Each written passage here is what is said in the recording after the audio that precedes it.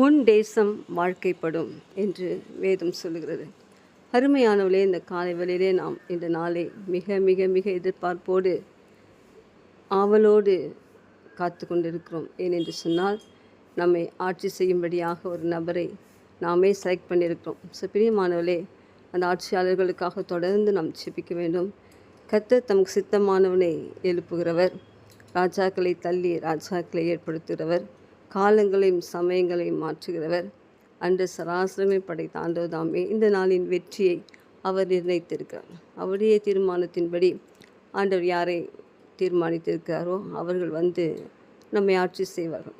நம்முடைய தேசத்தின் எல்லா மாவட்டங்களுக்காகவும் காஷ்மீர் டு கன்னியாகுமரி வரைக்கும் கர்த்தர் நம்முடைய தேசத்தை முழுமையாய் பொறுப்பெடுத்து நல்ல ஆட்சியாளர்களை கொடுத்து தொடர்ந்து நம்முடைய இந்திய தேசம் ஆஸ்வதிக்கப்படும்படியாக ஜெபிப்போம்.